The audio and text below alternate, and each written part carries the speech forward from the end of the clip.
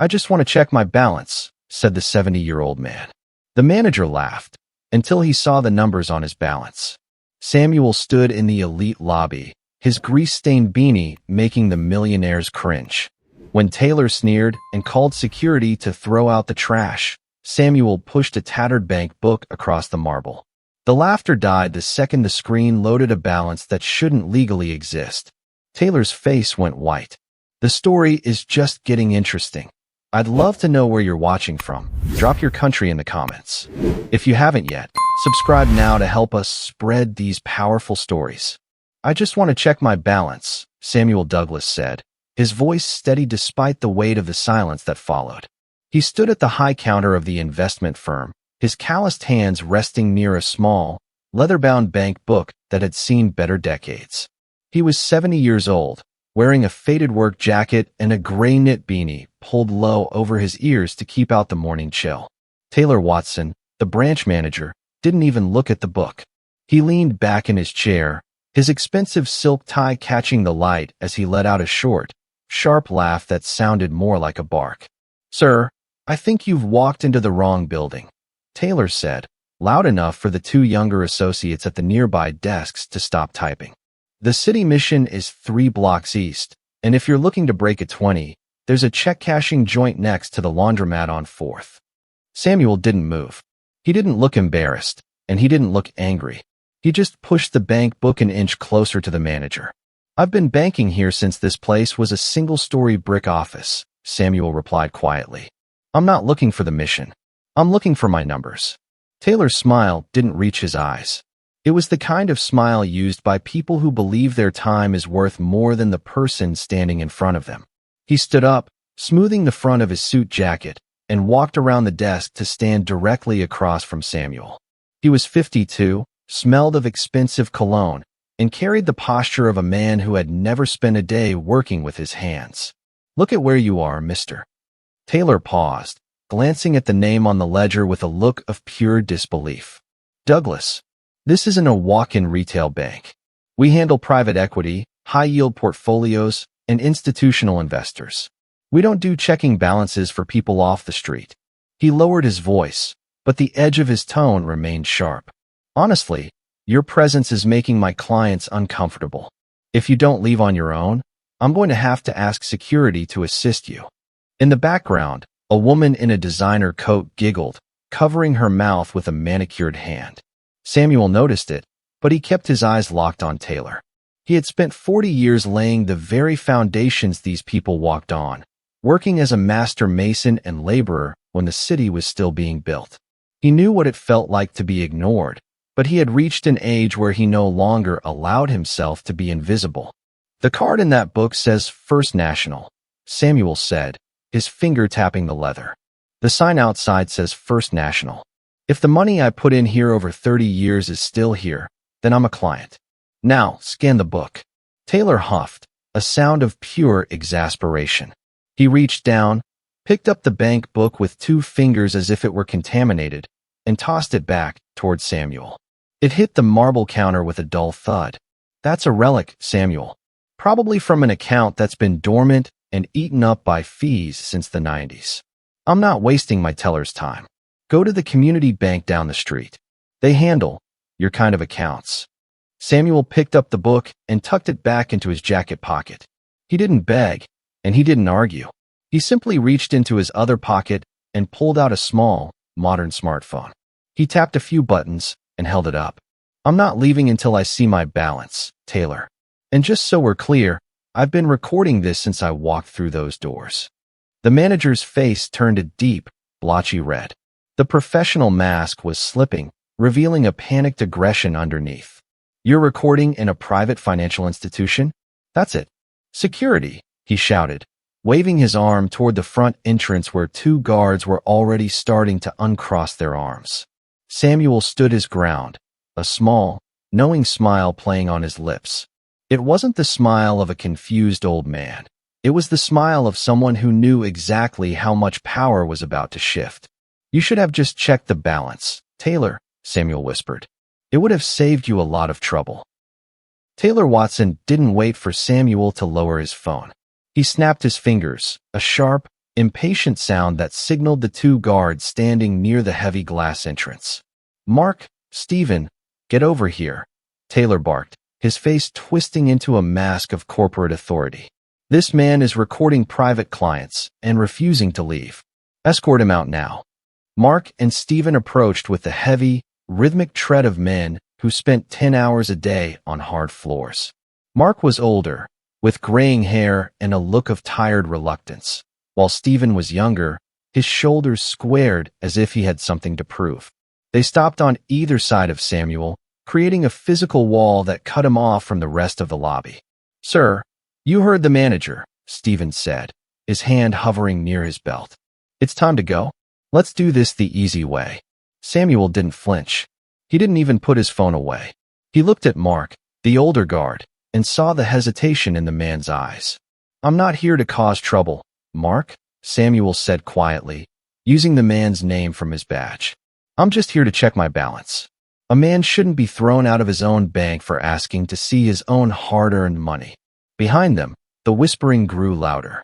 A group of men in charcoal suits paused their conversation to watch, their expressions ranging from mild amusement to visible disgust. One man checked his gold watch and sighed loudly, making sure Taylor heard his impatience. Taylor took the cue, leaning over the counter until he was inches from Samuel's face. "You don't have money here, Samuel. You have a dusty book and a delusional sense of belonging. Now, guards, I said move him." Stephen reached out, his fingers brushing the sleeve of Samuel's faded jacket. "Let's go, old man," he muttered, applying just enough pressure to try and turn Samuel toward the door. Samuel planted his feet. For a man of 70, he possessed a deceptive, rooted strength, the kind of strength earned from 40 years of hauling masonry and setting stone. He didn't push back. He simply refused to budge. "I've stood on many foundations in this city," Samuel said, his voice carrying a sudden, resonant weight that caused the whispering clients to go still. "I helped dig the trench for this very building when your father was still in grade school, Taylor. I've put more into these walls than you ever will." "He's resisting," Taylor hissed, looking toward the wealthy clients as if to apologize for the scene. "Mark, grab his other arm. Get him out before he scares off the real business." Mark stepped forward, but his movements were slow. He looked at Samuel's calm, weathered face and then at Taylor's frantic, ugly entitlement. "Sir," Mark said, his voice low and uncertain, "maybe we should just let him show his ID? If he's recording, it might be better too. I don't pay you to give me legal advice." Taylor shouted, his voice cracking. "I pay you to clear the lobby of loiterers. Do your job, or turn in your badge." Stephen took the lead, gripping Samuel's elbow more firmly. "Final warning," he growled. But as he tried to force Samuel forward, the heavy chime of the executive elevator echoed through the room. The doors slid open, and the tension in the lobby shifted instantly. A tall man with sharp eyes and a commanding presence stepped out, stopping dead in his tracks as he saw the two guards surrounding the man in the beanie. It was Collins Murphy, and the look on his face suggested the bank's morning was about to take a very different turn. "Stop. Let him go right now." The voice cut through the lobby like a gunshot, echoing off the high ceilings and freezing the guards in their tracks. Collins Murphy didn't just walk toward the group. He moved with a frantic, urgent energy that shoved the air out of the room. Taylor Watson's smug expression faltered, his eyebrows shooting up as he saw the senior executive vice president rushing toward the confrontation. "Mr. Murphy, I'm so sorry about this," Taylor began, stepping forward to intercept him, his hands raised in a placating gesture. "This man was being combative and recording our clients. We were just clearing the floor for." Collins didn't even look at Taylor. He brushed past the manager as if he were a piece of stray lint, his eyes locked entirely on the man in the grease-stained beanie. He reached out and placed a firm, steadying hand on Stephen's arm, forcing the younger guard to release Samuel's elbow. "Do you have any idea who you're touching?" Collins asked, his voice low and vibrating with a fury that made Stephen take a step back. Collins turned to Samuel, and the hardness in his face vanished, replaced by a look of profound, almost childlike respect. "Mr. Douglas? Samuel?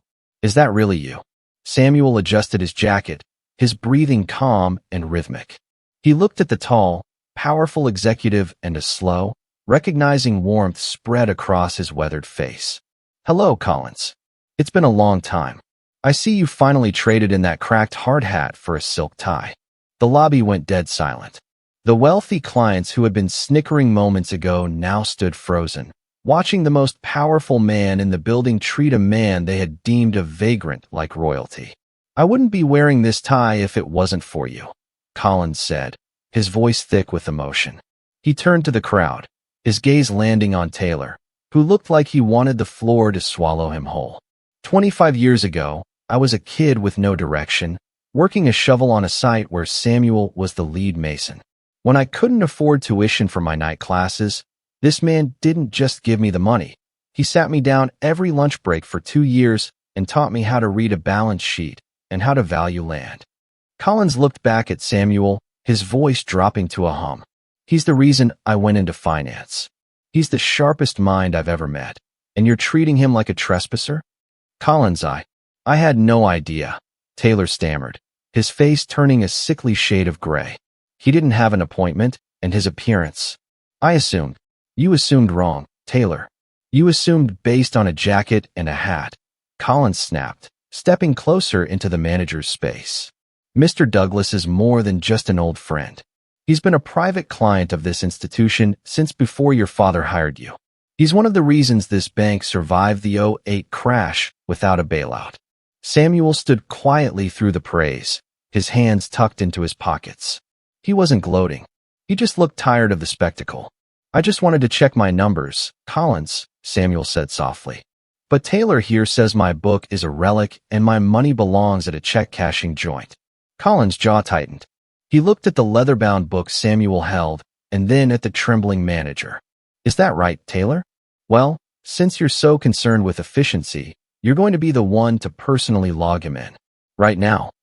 Taylor didn't move at first. He stood frozen behind the high counter, his eyes darting between Collins Murphy's stern face and Samuel's calm, patient expression. The silence in the lobby was heavy, broken only by the soft hum of the air conditioning. Collins tapped the marble surface with a sharp, impatient rhythm. "I said log him in, Taylor." Now, with trembling fingers, Taylor reached for the leather-bound book. He didn't mock it this time. He opened it carefully, his hands shaking so much the pages rustled. He sat down at his terminal, his posture collapsing from arrogant to defeated. The 2 guards, Mark and Stephen, stepped back toward the entrance, looking at their shoes. They knew the wind had shifted. "The account number is on the first page, near the bottom," Samuel said, his voice as steady as a heartbeat. Taylor began to type. Each keystroke sounded like a gavel in the quiet room. He entered the long string of digits, his eyes squinting at the screen. A prompt appeared asking for a high-level override. Before Taylor could even reach for his phone to call for authorization, Collins leaned over and swiped his own executive keycard through the reader. "Enter it," Collins commanded. Taylor hit the final key. The system didn't give an error message. It didn't flash a warning about a dormant account. Instead, the screen flickered for a second, processing 3 decades of compounded interest, property dividends, and diversified municipal bonds. As the data populated the screen, the color drained from Taylor's face. It started at his forehead and washed down to his neck until he looked like he was made of chalk. He leaned in closer, his mouth hanging slightly open. He scrolled down, and then back up, as if he expected the numbers to change if he looked at them differently. "Is there a problem, Taylor?" Collins asked, his voice dripping with icy sarcasm. "Is the balance too low for your private bank?" Taylor couldn't speak. He tried to swallow, but his throat had gone dry. He looked up at Samuel, and for the first time, he really saw the man. He saw the wisdom in the wrinkles around his eyes and the quiet dignity in the way he held his head. The man he had called a vagrant was, on paper, more powerful than most of the board members. $24,782,000.44, Taylor whispered, but in the sudden, vacuum-like silence of the lobby, it sounded like a shout. The manager gripped the edge of the counter, his knuckles turning as white as the screen he was staring at. He looked like a man who had just seen a ghost, or perhaps his own career flashing before his eyes. The lobby didn't just go quiet. It became still. The woman who had giggled earlier lowered her hand, her mouth hanging open. The businessmen who had been checking their watches now stood like statues, their eyes darting from the high-resolution monitor to the man in the grease-stained beanie. Samuel Douglas didn't look like a millionaire. He looked like a man who knew the value of a dollar because he had earned every single one with the sweat of his brow and the skin of his palms. Collins Murphy stepped forward, his voice projected so every person in the room could hear it. That's right. And that's just the cash account. If we factor in the Douglas Trust's holdings in the Northside redevelopment and the municipal bonds he's been holding since 1985, we're looking at much more. Collins looked around the room, his gaze landing heavily on the wealthy clients who had judged Samuel by his jacket. This man isn't just a client. He is the reason many of the projects in this city even exist. He's the largest private donor to the Children's Hospital and the man who single-handedly funded the downtown library expansion. The silence deepened. The realization hit the room like a physical weight. The homeless man they wanted removed was actually the silent engine behind the city's growth. Samuel reached out and calmly took his leather-bound book back from Taylor's trembling hands. He tucked it into his inner pocket, patting it twice. "I didn't come here for a parade, Collins," Samuel said, his voice cutting through the tension. "I just needed to know I had the liquidity for the West End land purchase. The developers are meeting me at noon. They want to turn that block into luxury condos, but I'm going to turn it into low-income housing for the families who actually work in this city." Taylor tried to speak, his voice coming out as a pathetic croak. "Mr. Douglas, I can explain. We have protocols for security, and You were only looking at my clothes," Samuel interrupted, finally turning his full attention to the manager. "You saw a beanie and a work coat, and you decided I didn't have a voice. You thought because I didn't smell like your expensive cologne, I didn't have a right to stand on this floor." Samuel looked at the screen one last time. "The numbers are fine, but the service here has gone downhill." Collins Murphy looked at Taylor, then at the silent crowd. The air in the bank had changed. The arrogance was gone, replaced by a thick, uncomfortable shame. "Samuel," Collins said, "I think it's time we move this conversation to my private office. And Taylor, don't bother logging out. Just get your things." Samuel didn't move toward the executive offices. Instead, he pulled the small smartphone from his pocket and tapped the screen to end a file. The red recording light blinked once and vanished. He looked at Taylor, whose hands were still hovering near the keyboard, as if he could type his way out of the disaster he had created. "I didn't record this for YouTube or the evening news, Taylor," Samuel said, his voice echoing in the sudden quiet of the lobby. "I recorded this for the Board of Trustees of the Douglas Community Trust. We're in the middle of a vetting process to decide which financial institution will manage our endowment for the next decade. It's a $40 million fund focused on urban renewal and vocational training." Taylor's mouth opened, but no sound came out. The realization that he hadn't just insulted a wealthy man, but had actively tanked a massive institutional contract for the bank, seemed to physically deflate him. "You see," Samuel continued, looking at Collins but speaking to the room, "the board asked me to see how this bank treats a man who looks like the people we're trying to help. They wanted to know if First National was just a name on a building or a partner in the community. I think this recording provides a very clear answer." Collins Murphy's face went from professional concern to a hard, cold mask of executive decision. He turned his back on Samuel for a moment to face Taylor Watson. The manager was shaking now, his expensive suit looking suddenly too large for his frame. "Taylor, step away from the terminal," Collins said. His voice wasn't loud, but it had the finality of a closing door. "Mr. Murphy, please, I was just following the high-net-worth security protocols," Taylor stammered, his eyes darting toward the wealthy clients who were now looking at him with embarrassment rather than support. "I thought he was a loiterer. I was protecting the bank's image." "You weren't protecting the bank, Taylor. You were indulging your own prejudice," Collins replied.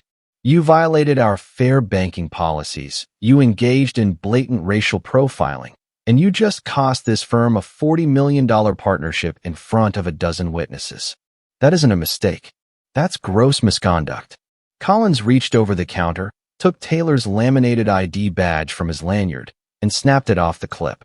You're fired, Taylor. Effective immediately. Mark and Stephen will escort you to your desk to get your car keys and your phone. Anything else will be mailed to you. If you ever set foot in a First National branch again, you'll be arrested for trespassing.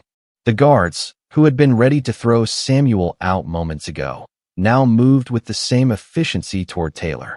They took him by the arms, not roughly, but with a firm, professional grip that left no room for argument. The lobby watched in silence as the man who had laughed so loudly was led toward the back exit, his head hanging low. Collins turned back to Samuel, his expression softening into an apology that went deeper than business. Samuel, I am deeply ashamed that this happened in a building where my name is on the directory. Give me a chance to make this right. Not for the contract, but for the man who taught me what a foundation is supposed to look like. Samuel looked at his phone, then at the door where Taylor had vanished. The foundation is cracked, Collins, but I suppose we can see if it's worth a patch job. 6 months after Taylor Watson was let out of the lobby, the plywood went up on the vacant storefront directly adjacent to First National Bank. It was a massive, 5-story brick building that had sat empty for a decade, a hollow shell of what used to be the city's industrial pride. Most developers wanted to tear it down for high-rise condos, but the deed now sat in a folder inside Samuel Douglas's kitchen. Samuel didn't move his accounts to another bank. Instead, he accepted a seat on First National's Community Advisory Board, making it his first order of business to ensure the bank's capital backed the Douglas Youth and Vocational Center.